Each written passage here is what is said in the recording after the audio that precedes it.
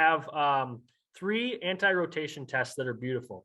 If you have the ability just with your floor to get on the floor right now, or maybe bed or something like that, wherever you are, these are going to be really, really good. What I'm going to do is I got my table. I'm going to pull out in front of the screen so you can kind of really get a good view of what I'm doing.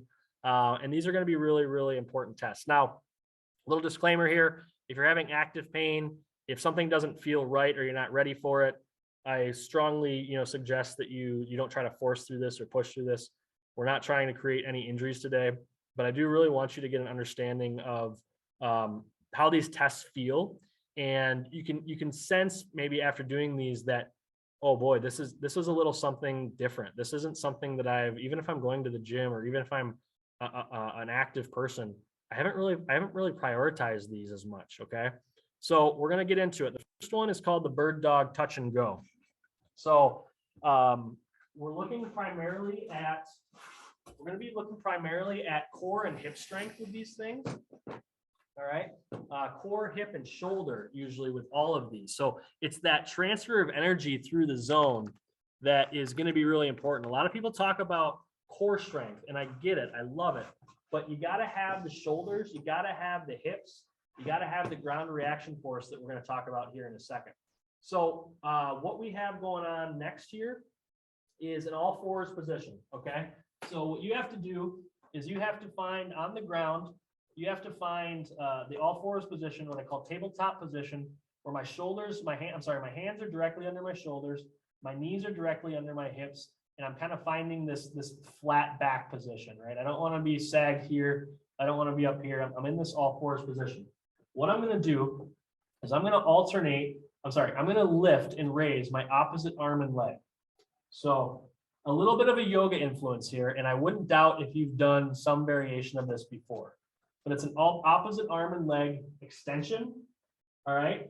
And the first part is, can you do that? Can you get in that position and can you hold there?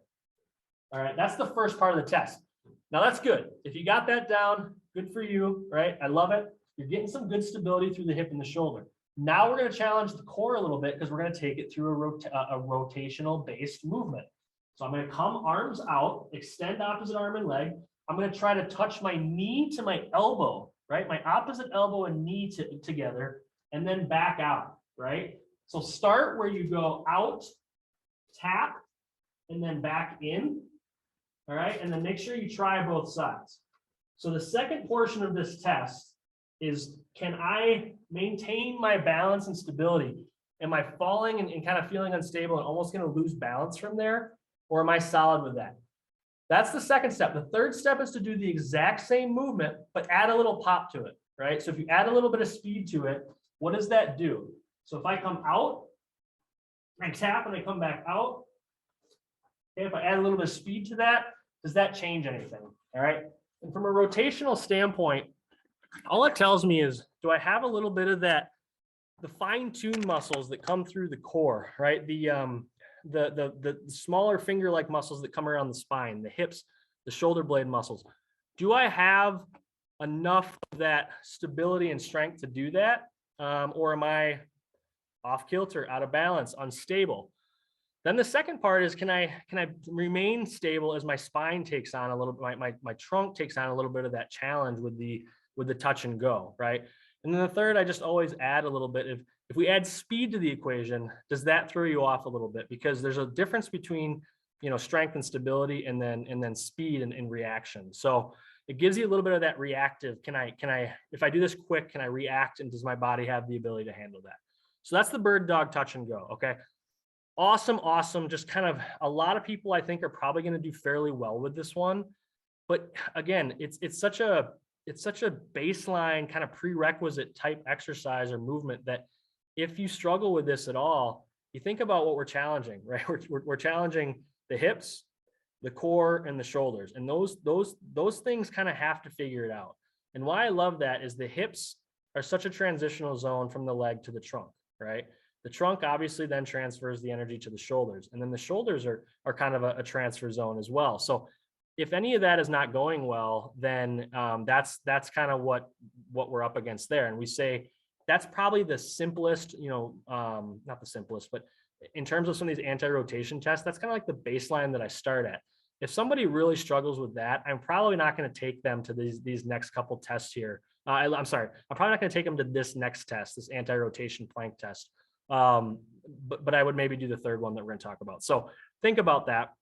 If you really struggled with that first one, you may even consider sitting this one out. But again, if you're not having pain or anything, it's worth a shot just to see how you do so you get a better idea. So this is the anti-rotation plank now. This is just taking what we just did and adding some spice to it, taking it up a notch, all right? And really now getting into, do I have what I call hardcore strength? My big prime, my hip flexors, my low back extensors, my abs, my shoulders, these big prime movers. Do I have the ability to handle that? All right, so this one, I'm going to actually show you from a front on position so you can get a sense of it. This is what you get here. I'm just going live. You got to love live video. I'm just showing you the clinic, showing you the stuff here. So I'm going to show you front on. We're going in a high plank position. Okay, so what a high plank position to me is just like a push-up position. And if you can see my feet here, I'm about shoulder width. All right, so I got a push-up position. My feet are about shoulder width. What I'm going to do from that position, all right, for starters, I can't have, if you watch me from the side, I can't have my hips way up in the air, right? I got to be kind of flat through the trunk. That's the first goal. So get in that push-up position. All right, body is flat or like a straight line. And then here's what you do. From this position, can you tap your opposite shoulder and hold for 3 seconds? Tap the opposite shoulder and hold. And here's so it's one thing to be able to do it. Now, what happens with your body? Do you, when I tap, do my hips and my shoulders totally have to rotate to do that, right? Or can I tap and stay square through my shoulders and my hips? Or do I have to lift up a foot, right? Do I have to compensate somewhere there? So the first key is, can you do it, right? Can you, even with or without compensations, can you do it? Can I tap and hold for a little bit? If you can't, obviously there's going to be some pain restricting or weakness, right? Those are going to be the reasons you can't. But then beyond that, if you can do that, are you doing it and compensating, or are you doing it and staying square? Okay. The hips are going to turn a little bit, but at the end of the day, you want to be rock solid through there as much as you can be. Okay. So I'm going to keep my table like that for the next one. So that is a phenomenal test. I got my heart rate going a little bit there. That's good. That's a phenomenal test for that anti-rotation and the core strength, right? The shoulder strength. If you are if you're at this level, even this test can become the exercise, right? So that test, it's an anti-rotation test that we use, but it can become a phenomenal exercise for you just to start working on and knocking out. All right. The third test. All right, we're getting down to the wire here, so we're coming up on an hour. I got the anti-rotation test here, and then I one more, and then I got some lower leg drive, which is going to be probably almost the most important part. So, I gave you a sneak preview there of the quads. So, single leg bridge test. This one's really straightforward. This is now going to measure. So far, we've done a little bit more kind of for the front, what we call the anterior core, and some of those anterior lines. Now we're going to do something a little bit more for the backside. So it's going to be more glute, lower back, hamstring, but still in that rotational fashion. Okay. So for the single leg bridge test, what you're going to do, you're going to lay on your back this time. All right. And you are going to have, so I can't get this, I'm going to get a little up close and personal shot here. But what we're going to do is we're going to go on our back and see how the feet are close, but not touching. And then you can see my knees are bent about 90 degrees, or they're comfortably underneath me, right? I'm not way far out with the feet. So they're kind of comfortably underneath my knees. The feet are close, but they're not touching. And then I'm bringing my hands together towards the sky. What I'm going to do from here, keeping my hands up, because I don't want to be able to use my shoulders and hands on the table. I want to be able to really have to use my backside. So I'm going to lift my hips up off the table. And then from here, I'm going to kick one leg straight out. And I'm going to try to hold that for 10 seconds.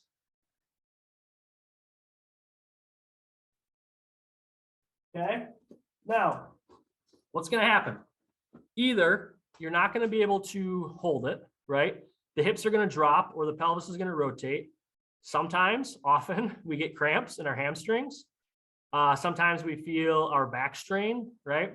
These are all things that would classify kind of as a not a fail, but you wouldn't pass, right? If you were feeling your hamstring cramp, if you were feeling your back strain, or you couldn't hold that stability, you couldn't keep it up, then those are going to be challenges. All right, so we're bridging up, hands are up, we're bridging up, and then we're trying the other side. We're kicking that leg straight out. Okay, as I kick, think about the thighs are going to be in line with each other. So I come up on 2, I kick the other leg straight out, and I'm holding 10 seconds. And I know that I'll be able to tell a difference from side to side there as well.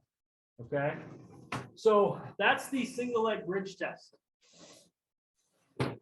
Get this table out of the way and we'll get back to it. So type into the chat, type into the questions. Let me know how those anti-rotation tests went. These are staples. They're staples, right? If you knock these out of the park today, or you do these later, or you kind of trying them a little bit, trying them, it's not, give them a challenge. Challenge your friends, challenge your spouse, challenge your kids. Give these a challenge because they're things that they're strength tests again, but they're for rotation. And if you want to have a good, strong, stable, high club head speed swing, it's going to be very tough to get where you want to go without being competent with these exercises and these challenges. The other thing is pain, right? You can think about in these tests alone and just kind of go deep into your perception of how they went. Where did you feel it? Right? Do you think you felt it where you should feel it? And I don't like to use the word should because we're all going to be different. We're all creatures exploring the environment, right? But there's probably some things to consider if for that last bridge test you felt your low back going crazy. If on the anti-rotation high plank test you felt your shoulder screaming or you felt your low back again when you're supposed to kind of be feeling more of the abs and the shoulders, those are things to consider. So and like I said, I'll give you, if you struggled with these tests and you're doing your checklist, I'll give you the right stuff, but even doing some of these tests just as an exercise is a really good starting point.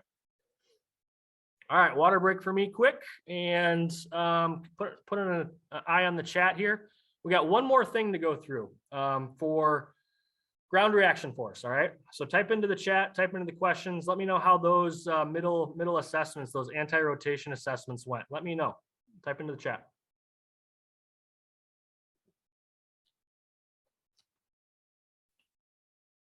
All right, so lastly here, leg drive, ground reaction force. I cannot stress how important ground reaction force is going to be if anybody wants to hit the ball farther. I don't know why I didn't start with this because I think most people probably, one of the biggest things we're on here for is adding distance. So I should have started with this, but ground reaction force is the key to distance. And there is an amazing study out there that they basically have said the higher you can jump, the farther you can hit the ball. Anybody ever wonders why basketball players turn into halfway decent golfers? That might be one reason why, right? So there's a strong correlation with your ability to interact well or strongly or react, whatever word you want to use, well, how well you react with the ground is going to dictate how far you can hit the ball. The anti-rotation assessments were hard. All right. I agree, John. They're again, this is what we're up against with we swing a club and we feel like it shouldn't be that big of a deal, but it's a challenge. And these anti-rotation tests are a part of that, right? Your body needs to be able to handle that rotation and produce rotation, but prevent and slow down rotation as well. All right, so going into it, I got Quadzilla here. We're in Wisconsin, so anybody that's watching from out of state, I apologize that you have to look at this picture and that we're going to talk about this. And I'm not going to talk about it long because we lost earlier in the playoffs and we should have. But we're Green Bay. I'm a Green Bay Packer fan here. I'm 20 miles from the stadium, 20 miles from Lambeau.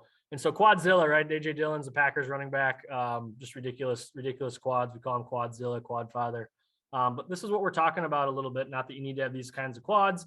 but we're going to be talking about leg drive and our ability to react with the ground. So lower body strength, right? Lower body strength is just an absolute prerequisite for hitting the ball farther, adding distance, making sure your club head speed is not diminishing over time.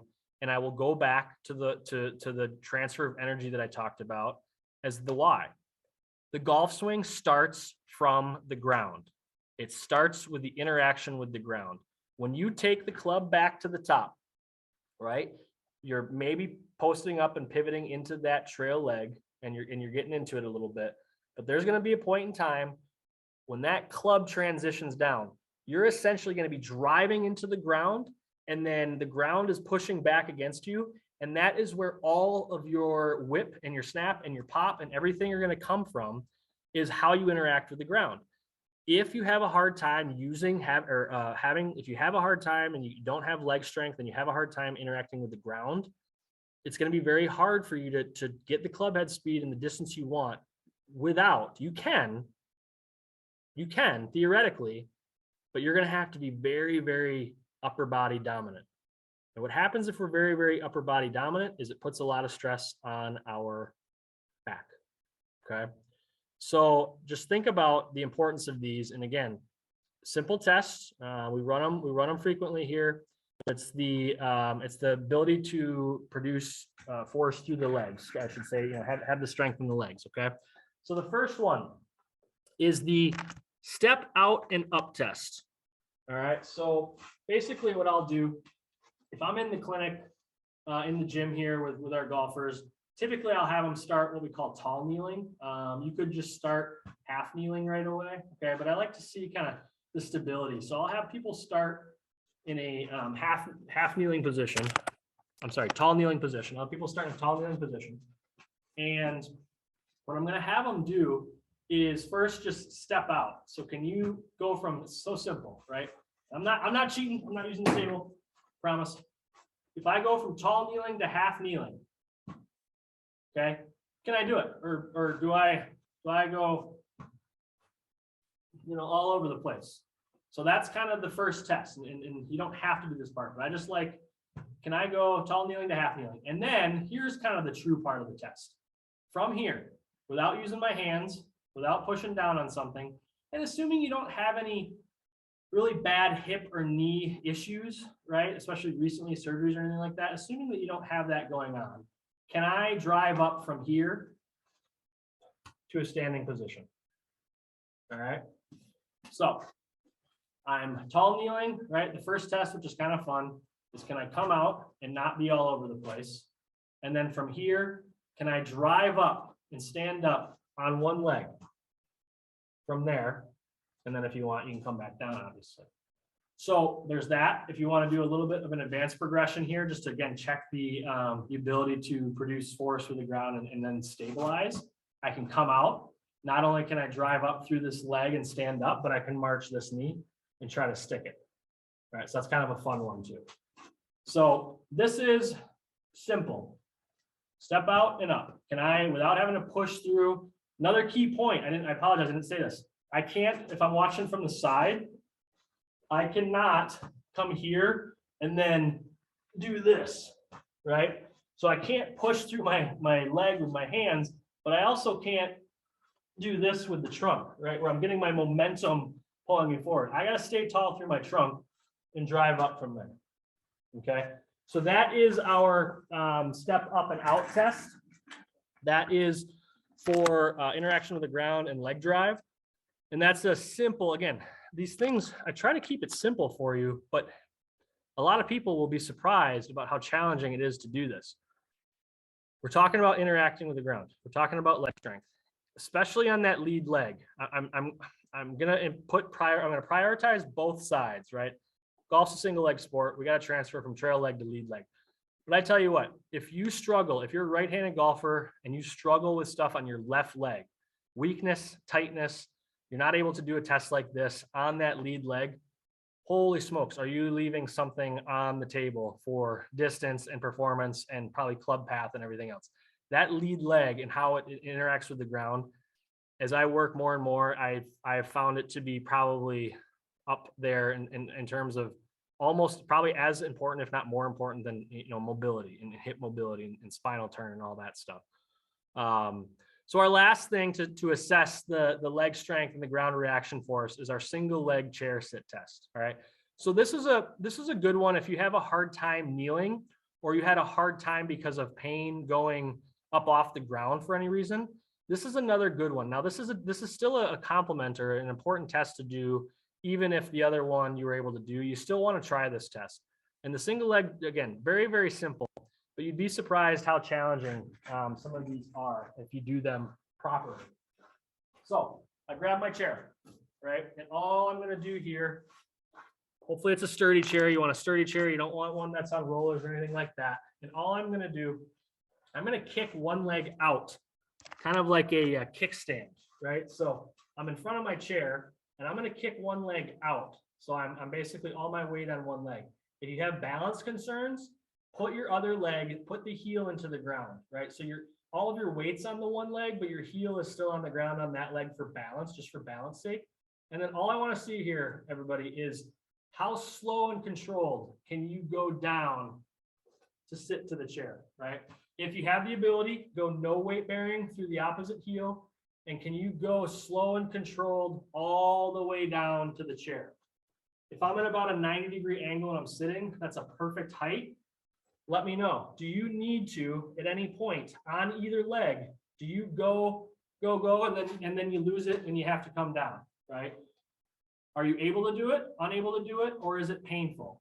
We have the knee, we have the back, we have the hip, we have the foot, ankle. There's some different things that could be happening there. Try your other side, all right? And I will tell you right now, my right side is different, okay? My right side is different. Thankfully, it's not my lead side, but I can tell you with certainty that I need to be doing some more work on my right side because it's a little shaky, it's a little more unstable, and at the end, I don't feel like I can necessarily hold that as well. So that's the single leg chair sit test. The goal is, can you do it slow and controlled all the way down to just before you sit? Is there pain with it? Do you have so much trunk lean that you can't really do it efficiently? Do you have to kind of really cheat there? Or the other one is that knee, all over the place and kind of not able to control you as you go through that test. So if you struggle with either of those, right, these are prerequisite tests. There's other things that we would look at. Titleist has us do these kind of more performance-based tests where we look at like a split squat, a weighted split squat, and some other things. But I've even taken that because of who we work with and really looking at baselines, right? I've taken some of those and we've turned them into this to say, do I have the leg strength before I worry about jumping and plyometrics and all that? Do I have the leg strength to do some of this stuff?